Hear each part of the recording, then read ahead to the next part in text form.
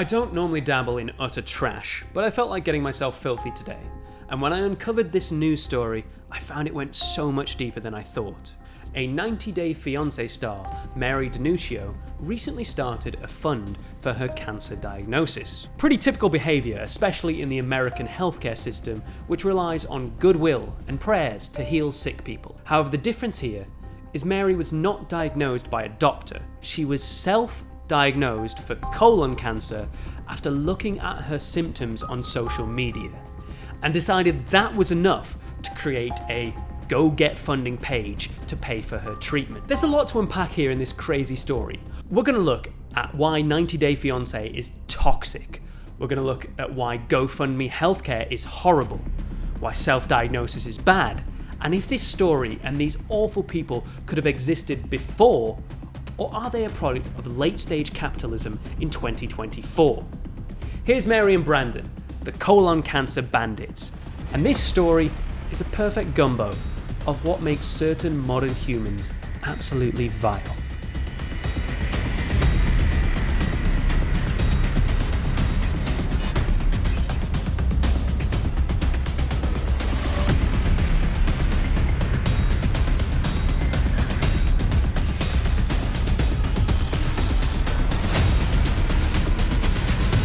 Me interacting with another woman would never happen. Is this your first love? No, it's not.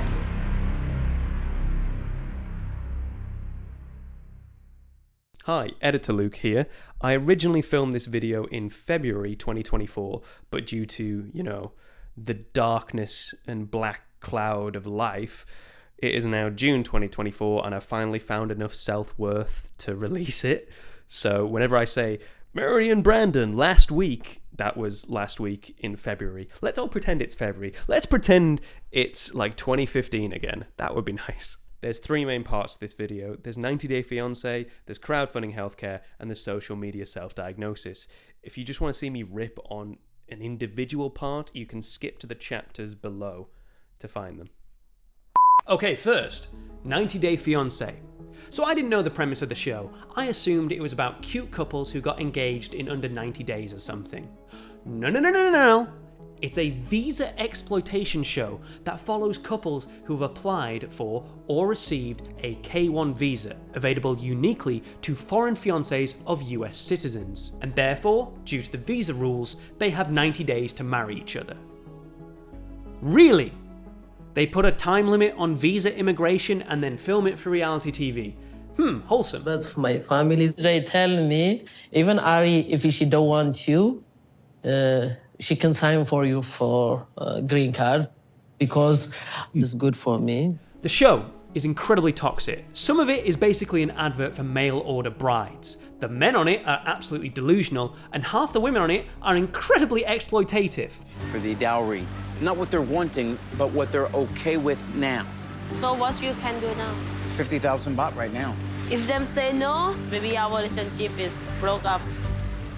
Look at the wiki for the show. Look at this picture and tell me that doesn't look like someone who is about to rip off that man who has her hand in his back pocket. And look at him. Tell me that is not a man who goes on regular business trips to Thailand.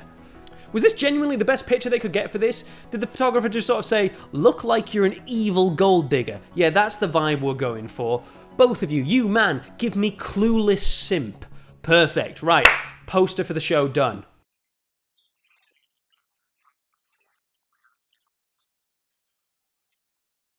Maybe I'm being a bit harsh. These kind of marriages can work, but not when you're going into it for the point of being on a reality TV show, under time pressure and the eyes of the nation, and people who've clearly got nothing better to do with their lives. It's probably not going to go well. And do you really think any reality show wants the people on there to be happy? No. They want drama, because that's what keeps people watching. It was the producers who edited the clip out. She also called them out for featuring her daughter on screen when they promised she would take no part in it. Not just deleted scenes, but clips of the cast's reactions are often not genuine as they're spliced together. See reference to all the emotional and physical abuse in the show, from throwing a cake at someone else, There's your cake, Michael. to actual domestic violence, neglect, trafficking, grooming, codependency, incredibly dodgy age gaps, such as the 39-year difference between Mark and Nikki. Child bride, anyone? So this show attracts awful people. As do most reality shows, I can't really blame it for that. But let's talk about Mary Denuccio. She lived in the Philippines and met Brandon Denuccio from Oregon on a dating site. They online dated for 2 years in a weird, toxic, codependent relationship. Me interacting with another woman would never happen.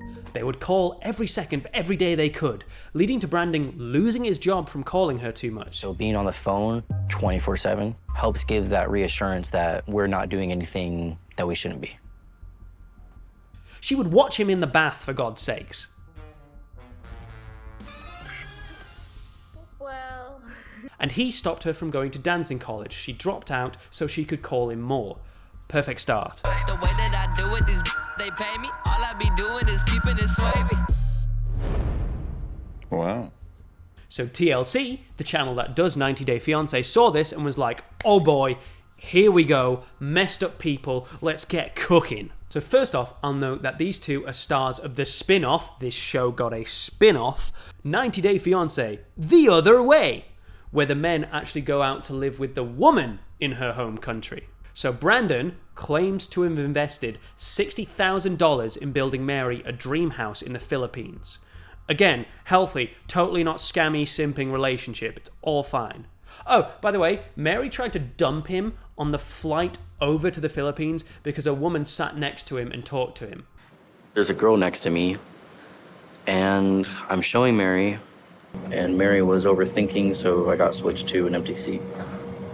Anyway, they married, they were on the show, they were kind of weird on the show, but so's everyone. You're creepy, man. I'm creepy, I'm bad, I'm ugly, I'm son of a bitch, okay? He took my trust and he urinated all over it. And they tried to use their minor 15 minutes of fame to become influencers. Nope, not enough. So they set up a business where they have a weird bodega store where they walk into town, buy items, bring them back to the bodega store, and then sell them for pennies more. It is a grocery store, like snacks. I come up with the idea because my grandma had store when we were little. They are very common, and customer will be kids coming by to the school. That can't fund your life. So what do? They turn to scams. Oh, as a quick side note for anyone looking for a career choice, if you're thinking, okay, marry foreign bride, get visa, 90 Day Fiance, become an influencer, profit. No, probably not going to work. Influencer is not a viable career path. See billion YouTube essays about this. But also, it's definitely not going to be sustainable in the future when AI takes over. Because guess what? AI influencers are going to beat out real influencers. This is my hot take. Influencer ain't going to be a job in 10 years. This is not sustainable. You might have noticed a trend amongst modern social media influencers. They are getting incredibly rich. This whole ecosystem is predicated on something of a marketing gold rush. It is a unique and delicate blend of circumstances that made houses like this possible, and that easy money situation is coming to an end faster than these people might expect. Anyway, back to Mary and Brandon. Mary and Brandon didn't have enough fame, so they tried many stunts, such as keeping a pet monkey imprisoned like a weird 90s sitcom to try and raise money for it. And then last November, 2023, they thought they'd struck gold in the form of colon cancer. So let's take a look at fundraising as a means of healthcare. We're all fucked. So I will note, Mary and Brandon do live in the Philippines, so their story about crowdfunding healthcare is relevant to healthcare in the Philippines, but I've used it as a springboard to talk about the United States, which has a similarly awful system. Actually, you know what? The Philippines, which is the lower income country, you'd think they'd rely more on crowdfunding, but no. The Philippines actually has some pretty good nationalized healthcare in some parts, sometimes better than America. We're all fucked. So Mary and Brandon started a GoFundMe page. Actually, it was a Go Get Funding page. That'll come back later. Because in certain third world countries, like America, it's common to have to use crowdfunding to pay for healthcare, which is a basic human right. And what their future insurance will cover is uncertain. Now, all of a sudden, we're in a position we didn't anticipate. We've done everything right to get where we are, and we still can't afford good healthcare, it breaks my heart. To anyone in a civilized world, I'm going to explain crowdfunding for healthcare. So basically, you have an ailment. Your insurance doesn't cover the fees to get the ailment fixed, so you have to ask the public for charitable donations to make you healthy again. You set up a page, you connect it to your social media, you do a little campaign, maybe you make like TikToks or YouTube videos, something, you try and raise and generate the money. Everyone's contributed so much to you, even small and big donations all together, all added up, and this is $8,100 so far. I'd like to thank everyone. This is awful. This is dystopic. 1. It promotes inequality to healthcare, where access to essential medical treatment becomes reliant on an individual's ability to garner sympathy and financial support online. If you are famous, or pretty, or good at social media, well done, you can cure your cancer. If you're not, tough luck. The ongoing cost of his disease is kind of unknown at this point. They've already raised more than $50,000 on Give Forward to care for their 4-month-old son, Phoenix. Back in Tacoma, Sheila's fundraiser isn't going as well as they'd hoped. About a month in, it's only raised $610. Crowdfunding campaigns turn medical coverage into a popularity contest in which social media savvy could be the difference between life and death. Biases regarding who's worthy of help might dictate who gets better and who's left wanting. 2. It shifts responsibility away from the government and onto the population. A pretty classic capitalism move. Well, in this survey, 2/3 of people said that the government should be responsible for some of these people who can't pay. It's an interesting debate. You know, we talk about Medicare for all. I mean, who should be paying for it? It's hard to know. It's a tough one. It's a tough one. It's a tough one. What are we, commies? We're gonna pay for people to get better? Hell no. Let them go out with a begging bowl on the internet. That's the American way. So it's pretty obvious that this is a terrible byproduct of late-stage capitalism. And everyone knows it's a bad thing. It's resoundingly seen as a horrible, toxic thing, right? Really helps people. And what's really great is they partner directly with healthcare systems. So then the healthcare systems get paid immediately. It's a win-win for both sides. You know? Absolutely. The American media loves it. There are hundreds of stories of these kind of fundraisers going well and being hopeful and cute, and you see pictures of these cute little kids who raised money to have their tumours removed, and it's on the 9 o'clock news, and some mid-30s plastic blonde Bob anchor smiles through her veneers as she reports it and says, "She's a single mom suffering from a rare disease, struggling to raise money for a procedure in the United States, when out of the blue, hope showed up on her doorstep." Ah, gee, what a wholesome story. Meanwhile, knowing she will never have to do that herself because her private health insurance pays for whatever she needs to go through. Many of them turning to the internet to pick up where their health insurance falls short. News 6 investigator Louis Bolden joins us in studio with how this is getting results. And I've seen these shared and liked and reposted and packaged as a wholesome story, and it's not. And the final flaw in these crowdfunders for healthcare is that they are so susceptible to fraud. Because guess what? You don't need to post proof to say you have cancer. You don't need a doctor's note to start a GoFundMe. Even if you did, you could fake it with Photoshop. There are countless stories of people lying about an illness to get money.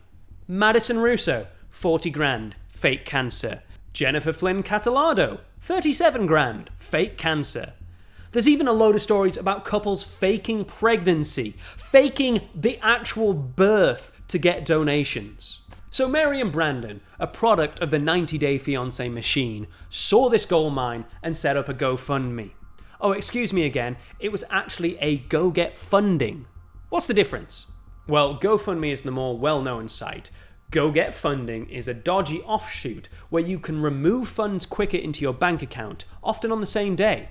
Also, Go Get Funding is known to be very lax on letting unverified campaigns pass through unchecked. Basically, if GoFundMe is a fairground for scammers, Go Get Funding is a Disneyland. So they set up a crowdfunding page claiming to have colon cancer.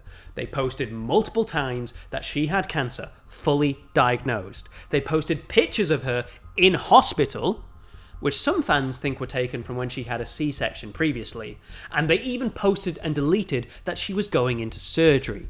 So what was it all for? What did they get? Did they make the millions? Are they going to flee on a private jet? No. They managed to raise $1,326. Was it worth it? But here's where the story gets even more interesting, because a couple of weeks ago it was revealed, oh wait, no cancer. Shocker. But what was the excuse Mary gave? Well, the excuse was it was a self-diagnosis after looking at TikTok. Here's the post confirming it. Also, I don't know how involved Brandon is in writing this. He seems pretty involved, but could he not grammar check the post? Or maybe that's just the American education system. That's for another video. So let's take one last detour in this story. Social media self-diagnosis. I'm going to be talking about general social media self-diagnosis, which does have certain grey areas. Yes, there are actually some benefits to it when you're recognizing some certain symptoms and you go, I recognize that. You don't spiral out of control. Instead, you go, okay, I'm going to go to a healthcare professional. So you can recognize some sort of disorders, etc., but don't just look at them and go, yep, that's me. Diagnosis done. I mean, you can go to a doctor in an ideal world where it doesn't cost like $8,000 to get an ADHD diagnosis. Thank you, healthcare system. Social media self-diagnosis. This in itself is a cancer on the world right now. Lots and lots of people are self-diagnosing themselves for every possible malady, disease, condition, or quirk under the sun. And quite often, they are treated with the same level of gravity. Diagnosing yourself as a procrastinator is sort of thought of as the same as diagnosing yourself with ADHD. They share similar symptoms and traits, but this leads to a whole mess. They're not the same. You are the foremost expert on your life. No one knows what it's like to be you better than you, period. And here's why self-diagnosis is bad. It's impossible for you to be impartial. To be honest, you're the least impartial person about your own life because it's you. Self-diagnosing on the internet. 1. You are not a doctor. If it's one thing that really hindered my health anxiety recovery is the fact that I genuinely felt like I knew more than doctors and I felt like my judgment was better than theirs. Here's a quick few beats of why this is a problem. 1. Content creators who make these diagnoses often lack medical expertise and rely on anecdotal evidence. There's also no accountability to them. You might think that people can just sort out junk science from correct information, but the way TikTok is designed makes that difficult. It has a single feed of content curated by an algorithm, and said algorithm indiscriminately mixes together posts made by both experts and laypersons alike. This was noted by journalist Morgan Sung in her article for Mashable, where she reported on the phenomenon of mental health influencers. The misinformation spreads like wildfire, and it can lead to increased stress, anxiety, and low self-esteem, which can then be self-diagnosed again and go into a positive feedback loop until you spiral into the abyss. So why is self-diagnosis content so popular if it leads to these awful feelings? Well, it's the same reason Fox News is popular. The best way to get viewers is through fear. If you're scared you have a disease, affliction, condition, you will watch content after content trying to verify it. You end up spiraling. Remember how when we were kids, we were told not to Google our symptoms? This is the modern equivalent of it. Another reason for its relatability is that it makes you feel like you're part of a community, especially when it's a disorder diagnosis. Those little human quirks that you're afraid made you a little weird, well, they're normal. They're in fact sometimes virtuous in certain communities. They're your superpower. You belong. You're not alone. When this is genuine, it can be very wholesome. When it's fake or incorrect, it's disastrous. But now we're also seeing pharmaceutical companies send content to patients asking them to post and promote certain drugs or raise awareness about certain diseases, and that practice needs more investigation.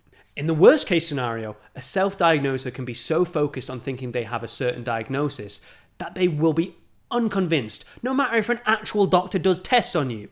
And they force themselves through a barrage of unnecessary medical treatments, maybe even going as far as to find pills on the internet that they can take to try and make their condition they don't even have better. Self-diagnosing also devalues actual diagnosis, actual conditions. Where I am, there's currently a shortage of ADHD medication. And I'm not saying this has to do with an insane amount of self-diagnosis or fraudulent reporting. Hell, it's more likely a problem with the pharmaceutical pipeline, but it's worth mentioning. What I've talked about is mainly self-diagnosis of certain conditions, but now let's have a look at disease. When you self-diagnose disease, look at the strain it puts on the medical system. Look at the anxiety it puts on you. Mary looked at it and self-diagnosed cancer and then spread that information everywhere. She did go to a doctor, I will note that, and the doctor said, you have some colon issues. It's really vague. They claim the doctor said colon issues, but what doctor uses the phrase issues, which Mary took to mean cancer, and confirmed it with symptoms from TikTok? Don't do that. And here's where Mary and Brandon come in. Why did they decide that self-diagnosis of cancer was the best possible lie going forward? 1, it could have actually happened. Based on everything I've seen of these two, yes, Mary looks gullible enough to self-diagnose cancer. They both seem like naive, codependent children. But 2, maybe because it's an absolutely no-fault excuse that lets her get away with fraudulent content. She can seem like the victim again. She's the victim of the self-diagnosis trend. She's been tricked, duped by her anxiety and fear and the perils of the modern world. And with this lie, she can be a victim and she can put up the GoFundMe page. And if it's self-diagnosed and the anxiety is self-diagnosed, we can never know whether the cancer is real or not, because it's real in her mind. Schrodinger's cancer, if you will. So they can continue to spread misinformation. But the internet is in itself quite a vindictive place. And people got on them. They realised the cancer was fake. They realised it was a scam. And they called them out, reported them to go get funding, and got it shut down. And what did Mary and Brandon do? They asked people to stop spreading fake news, which is probably the most hypocritical thing I've ever seen in my life. And here we are, at the end of the story. The people have reported Mary and Brandon's Facebook page, they've stopped her spread of various scams, everything's been taken down, leading Mary to make this social media post. Quote, "People are the very worst. Maybe you will be so happy when I die." Honestly, she could have done a crowdfunding page for counselling, psychological help, maybe even trauma from 90 Day Fiance. That would have at least been honest. I'm proposing right now because I just want her to have this kind of reassurance that everything's going to be okay. So finally, what have we learned from this little tale, which I think could only have happened in 2024? 2 codependent kids, enabled by a toxic reality show, thrown into 15 minutes of fame, then dragged out of the limelight, desperate for just another second in the spotlight, exploiting a useless healthcare system, coupled with a fraudulent crowdsourcing website, a fake illness, and then backed up with a lie about social media self-diagnosis. All of those things couldn't have existed 30 years ago. So would this have been possible earlier? Would this have been possible in 1990? Should it even be allowed to be possible now? Are there thousands of Mary and Brandons in this world, all byproducts of this hustle culture, instant fame, me, main character society? That might be too forgiving. People need to be responsible for their actions. But when you're placed into a toxic environment, is it surprising you become toxic yourself? Imagine if these avenues hadn't been available to them. If they'd never formed a codependent relationship online, if they couldn't transfer money across the world, if TLC hadn't plucked them out of obscurity for the sake of ad revenue, would they just be normal functioning members of society? Or if the sociopathy is deep enough, would they have been dysfunctioning members of society, isolated in their own little bits of the world, not known to the public at large? Would they have just become disgruntled bank tellers, angry shop assistants, seething office drones? Is it the modern world that has made them like this? Is it the modern world that has made a story like this possible? Personally, I think we should consider much more how our environment shapes us and others, and how we in turn shape the environment in a feedback loop. I'm not going to criticise anyone for watching toxic reality TV. We all have vices. But I think it's important to recognise it as a vice. We need to recognise the harm in all of these things. Toxic reality TV, crowdfunding healthcare, social media self-diagnosis. Because I think we are no longer even aware of the lies we tell ourselves, let alone the lies we tell others. The moral compass is shifting inch by inch and shows no sign of slowing down. Thank you.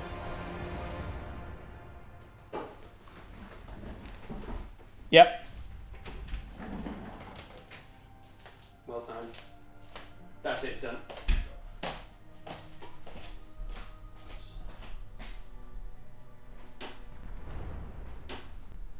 I don't normally dabble in utter trash, but my girlfriend's just dropped her ice pack.